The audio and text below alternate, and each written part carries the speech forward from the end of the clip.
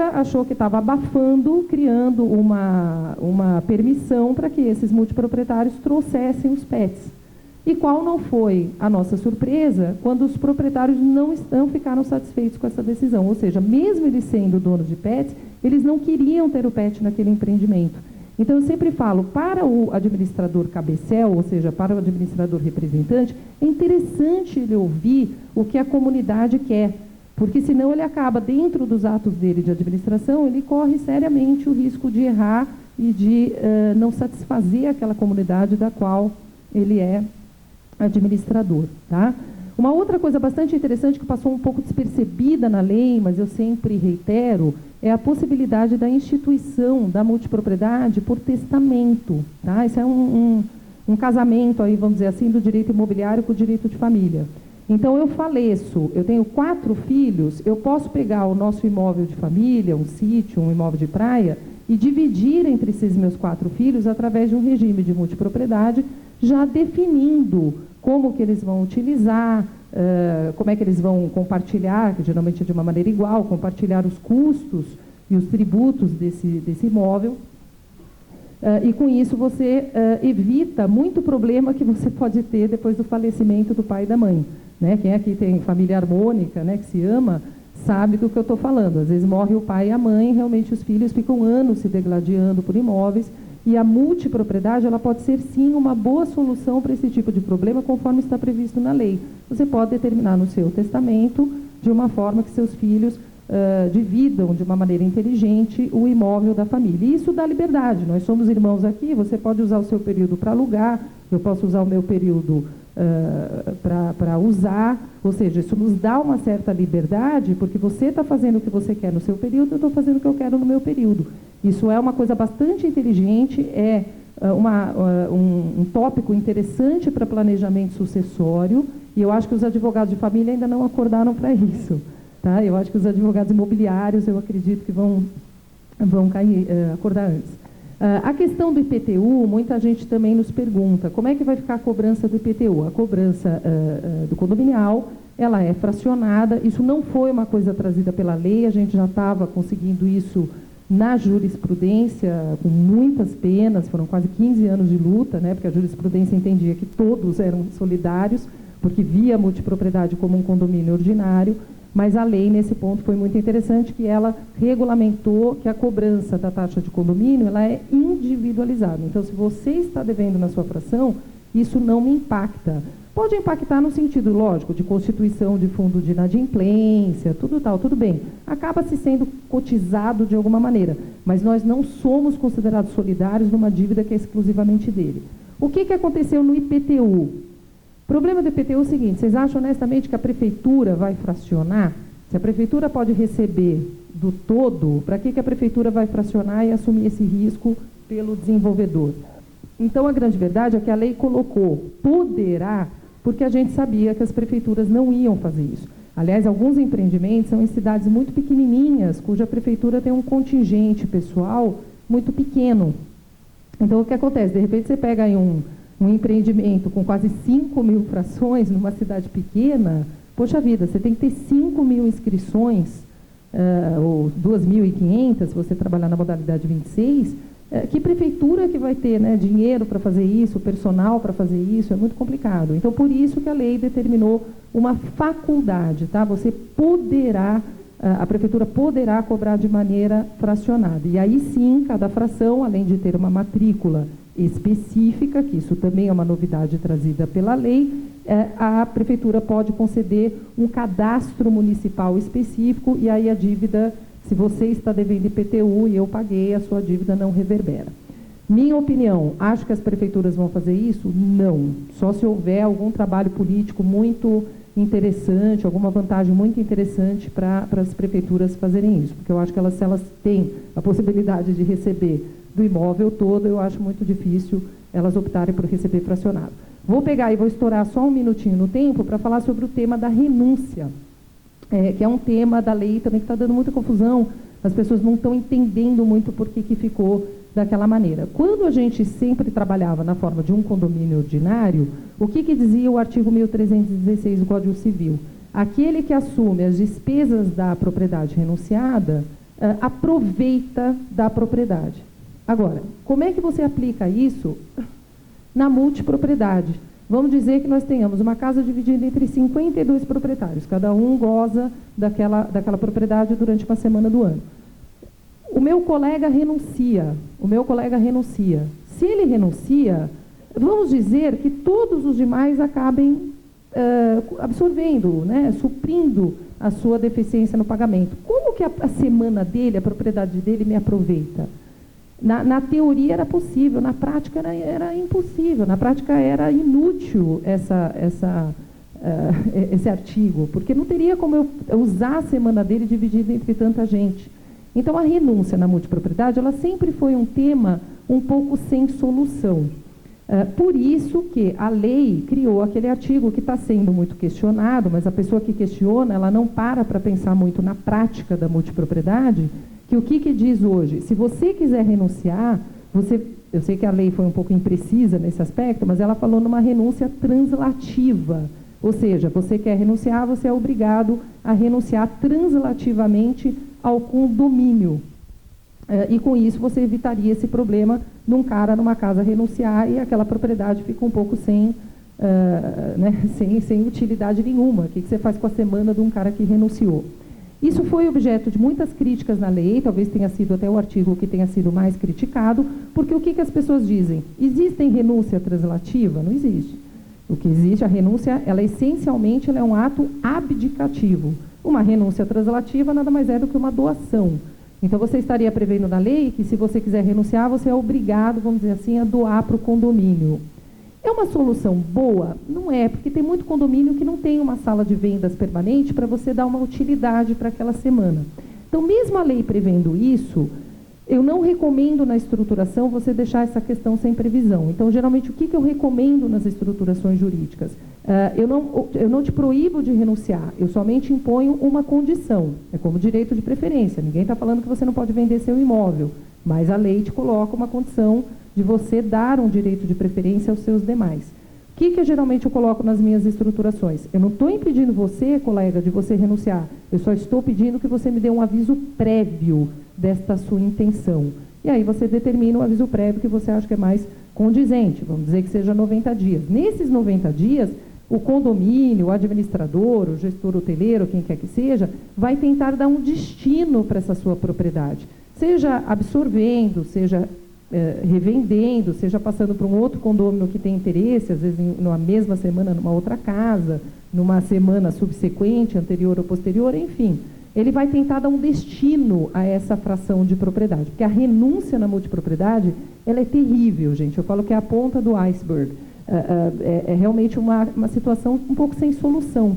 Tá? Então, embora a lei tenha falado renúncia translativa para evitar esse problema, por isso que é importante vocês conhecerem o problema da renúncia na multipropriedade, para entenderem a previsão, muita gente criticou que não existe renúncia translativa. Isso não impediria o fariseu de estar renunciando abdicativamente, que é a essência da renúncia.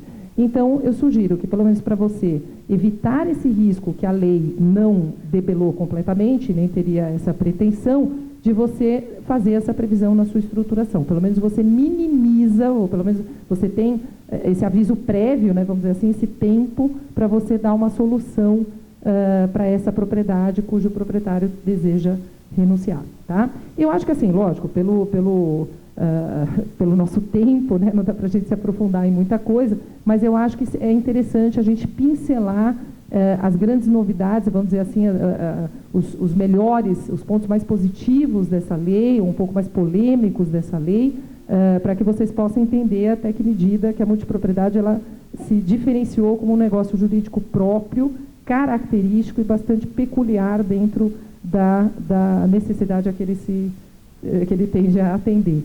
Tá bom? E é isso, fico à disposição. E até para a gente continuar tendo essas soluções juntos, né?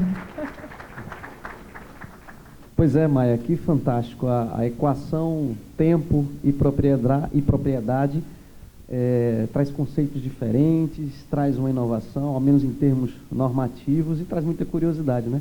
Vamos ouvir agora o Felipe Cavalcante aí com suas observações e suas opiniões sobre essa lei e sobre esse instituto jurídico. Com vocês, Felipe Cavalcante. Bacana, obrigado, Nivaldo. E, pessoal, para quem não sabe, a Maia não se apresentou bem aí, mas ela não é só advogada brilhante aí, que entende tudo de multipropriedade, né? Mas o pai dela fez o primeiro empreendimento de multipropriedade do Brasil, tem 35 anos. Então, ela conhece o lado da operação, ela conhece o lado de relacionamento com os proprietários, ou seja, sofreu na pele, sentiu as dores. Então, assim, é uma riqueza muito grande de conhecimento que ela traz. Obviamente que aquele era outro mundo, né, desbravando. E eu vou falar um pouco aqui também da minha experiência na DIT. A DIT, acho que esse é um setor que está dentro da DIT, né, todos os players do Brasil estão associados na DIT, nasceu dentro da DIT, e eu tenho percebido, né, ter acompanhado a evolução dele por aí. Vou fazer alguns comentários, depois fazer algumas perguntas mais específicas para a Maia. A primeira é o seguinte, que a gente está vendo uma grande moda agora, né? Isso é uma moda, é um modismo, todo mundo, é um negócio que você multiplica, se você vende o VGV por X, você vai multiplicar por 2,5 pelo menos, então as pessoas veem esses números e poxa, né, que negócio é esse? Além disso, durante a crise que a gente teve aí, essa crise que foi a pior de todos os tempos no Brasil, né, que todo mundo aqui foi muito afetado, todo mundo aí saiu arranhado, apanhado. Qual foi o único setor que não só não sofreu, mas que floresceu no Brasil? E talvez não só no setor imobiliário, né, mas até de outros setores da economia. Um setor que cresceu muito, que é a multipropriedade, né, a gente tem hoje os números que saíram esse ano aí, 20 e poucos bilhões de pipeline de projetos. Só para deixar muito claro, uma fração disso vai sair, tá, né, gente? A gente já viu isso em outros momentos, e pouca coisa disso realmente vai se tornar realidade, mas é muito dinheiro. A gente fez uma pesquisa na DIT esse ano, né, a segunda. Em 2017, o setor de time share e multipropriedade vendeu 1,2 bi. Né? Em 2018, 3,4 bi. Certo? Nos Estados Unidos, é mais de 40 bilhões de reais, né? 10 bilhões de dólares. A gente não vai chegar lá, mas é um negócio que vai ter 10 a 15 bilhões de projeção de potencial nos próximos 10 anos no Brasil. Então, isso chama muita atenção. Por outro lado, eu desconheço negócio mais difícil e complicado do que esse. E olha que eu sou, eu sou curioso, né? Eu mexi com muita coisa. Quem aqui acha que é difícil ser incorporador? Luiz Henrique? É fácil construir? Eu vou perguntar para o Luiz Henrique, que ele é construtor, não é isso, Luiz Henrique? É fácil? É fácil ser incorporador, tomar o risco do negócio, aprovar projeto, licenciamento, prefeitura, etc. e tal, construir no prazo, no preço, com o custo certo. E ele tem um hotel, né? Ele é hoteleiro também, é fácil ser hoteleiro, 24 horas, restaurante, papapá. Aí tem do lado dele meu amigo Gilmar, é fácil vender, né? É difícil, certo? Então, a multipropriedade, ela requer que você não só tenha o apetite, mas a competência para lidar com incorporação imobiliária, construção civil, administração hoteleira, administração condominial e time sharing. São 5 negócios dentro de um. A maioria dos meus amigos incorporadores querem entregar um prédio e partir para o próximo. Então, assim, você só pode entrar nisso se você tiver saco, disposição para ficar durante anos, décadas, se relacionando com proprietários, pessoas que têm um senso de propriedade muito forte, que batem na mesa, né, com firmeza, mas opa, e famosos grupos de WhatsApp. Então, assim, esse é um negócio que tem muita peculiaridade, né? É um negócio que, como qualquer outro negócio, a pessoa tem que entrar sabendo, né? O custo de aprendizagem desse negócio é muito alto, porque os números envolvidos também são muito altos. E eu vou ser sincero, eu sou um convertido recente. E aí vem a brincadeira, né?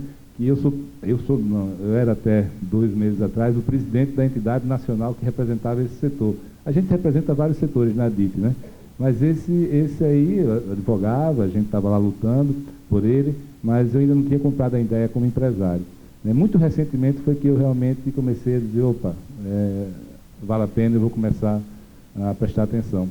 E é muito engraçado, tem alguns fatores que levaram a isso. O primeiro que o Secov, brilhantemente, como sempre, né, o nosso parceiro aí de todas as horas, foi feita uma comissão, né, para organizar, para ter uma lei, que é essa lei de dezembro de 2018, Nivaldo, aí, que foi formatada dentro do Secov, com apoio da DIT e de outras entidades, a gente participava das reuniões, e eu me lembro, nunca me esqueço, Maia, a gente listou os problemas, aí o Marcelo Terra mandou um e-mail para a gente, dizendo, ó pessoal, esses são os problemas. E essas são as soluções, né, para a gente redigir a lei. Né? Dali começou a redação da lei. Cara, uma pessoa que lesse aquilo, não tem nenhuma possibilidade de uma pessoa normal entrar naquele negócio. Né? A fragilidade jurídica daquilo era um negócio, eu falei, não quero me meter nisso. Por um lado, isso leva vantagem para quem toma risco, para quem não tem nada a perder, os early adopters, né, as pessoas que entram primeiro. E foi mais ou menos isso que aconteceu, que foi o meu segundo receio que eu vi acontecer. Que eu estou lá em Las Vegas, há 4 anos atrás ou 5, e me chega um cara e diz, ó, Felipe, vendi 1000 apartamentos em Olímpia. Onde é Olímpia? 1000 apartamentos. E vou vender mais 1000 agora, daqui a 2 meses. E você fez o que da vida? Não, eu nunca construí, não. Então, irmão, isso não vai dar certo, não. Aí eu vou para o outro lá, 500 apartamentos vendidos, não tem como dar certo. E, assim, e ele chega para mim e fala, Felipe, quem vai administrar isso para mim? Indica aí uma rede hoteleira para administrar. Não, meu Deus do céu. Não tem nenhuma rede hoteleira, não tinha nenhuma rede hoteleira no Brasil com apetite, e se alguma dissesse que queria administrar aquilo, era mentira. Assim, não tinha competência para administrar. É um bicho novo, tá entendendo? Eu disse para ele, não tem ninguém. Aí eu falei, cara, você tem que contratar um belo executivo e montar sua própria rede hoteleira. Falei isso com uns 3 ou 4, na época, que estavam mais ou menos no mesmo nível, para felicidade deles, eles fizeram exatamente isso. E melhor ainda, minha gente, acredite se quiser, todos conseguiram terminar as obras. Né? Uns atrasozinhos, né, que nesse período aí foi de fé, mas terminaram as obras. E onde é que começou a mudar?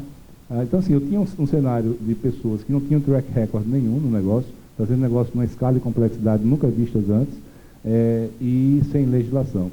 Então, o tempo foi passando, os empreendimentos foram entregues, os dos grandes players, a gente começou a se animar, eu fui visitar todos eles, e comecei a ficar animado, porque não só eles entregaram, porque o grande segredo disso é o seguinte, é que a operação hoteleira e condominial, a experiência do cliente tem que ser boa. Tá? Ele tem que... Por quê? Se for ruim, ele não vai pagar o condomínio não, pessoal. E outra coisa, isso é imobiliário, ele está comprando em 100 meses. Aí entrega em 4 anos, em 5, ele também vai parar de pagar a construtora. Então, entenderam a importância de você não ser só incorporador, de você estar dentro da operação depois? Então, esse pessoal, os principais, fizeram bem feito, com experiência. Sabe como é que eu sei quando o negócio é bem formatado? Eu vou na cozinha. Qual é o tamanho da cozinha? Quantas câmaras frias tem? Tá? Porque incorporador quer vender área de venda, quer construir área de venda. Quando ele não quer ficar dentro do negócio depois, ele não constrói área comum. Tudo é área de venda, é apartamento. Então, esse pessoal começou, inclusive, refizeram o projeto para ter isso. E eu comecei a me animar, né? Aí agora, finalmente, em Gramado, foram entregues o primeiro lá em Gramado, um brinco de empreendimento. A primeira rede hoteleira internacional começou a se animar para estar administrando. Então, e finalmente, em dezembro, saiu a lei. Dito tudo isso, né, muitos dos problemas que a gente listou lá naquela época, Maia, você já falou sobre eles, estão na lei, um ou outro acabou que nenhuma lei é perfeita, não saíram, mas os negócios estão rodando. E isso está virando uma febre. Eu notei alguns pontos aqui para falar para vocês, mas sobre alguns cuidados para vocês terem. Em primeiro lugar é o seguinte, a escassez de pessoal. Tá? Esse é o maior problema que tem. Tá? Não tem pessoas para vender, isso é um mercado, a agressividade de captação disso, ou seja, eu cansei de ver comercializadoras e consultorias e empresas que contratavam uma pessoa, né? Vamos dizer, no meu empreendimento, por exemplo, essa pessoa saia de lá demitido por justa causa, né? Imagino que leva alguém ser demitido por justa causa, e no outro dia ele estava em outro empreendimento indicado por alguém, certo? Então, assim, é um mercado que está precisando encontrar sua curva de equilíbrio de demanda e oferta de mercado de trabalho, isso é muito complicado. O maior problema que qualquer um de vocês que queira entrar nesse negócio tem que ter são as projeções falsas. Você não vai precisar botar dinheiro não vai ter exposição de caixa, né? Vai vender rápido, você vai ter um lucro de 50% e tudo é lindo e maravilhoso, é mentira, tá? Então, assim, esse tipo de empreendimento não é só que ele é vendido 2 vezes, ele é vendido 2 vezes. Quando eu falo que é vendido 2 vezes, significa que tem 50% de cancelamento, tá? Então, 50% das pessoas que compraram, eles vão cancelar. no período de obra ali, etc. Porque no resto da vida não para de cancelar e de ter que revender, certo? Então, essa é outra preocupação. Qualquer pessoa que chegue para você dizendo que tem 20% de cancelamento, que não tem exposição de caixa, não feche negócio com essa pessoa. Uma questão que eu vou pedir para a Maia já ir pensando a respeito aí para falar, Maia, é a CVM. A gente estava com o fantasma aí da CVM durante um bom tempo, ela agiu muito forte nos condotéis e estava ali examinando como é que ela ia entrar no multipropriedade. Ela já se posicionou, felizmente favorável, mas eu queria que ela falasse um pouco mais sobre isso.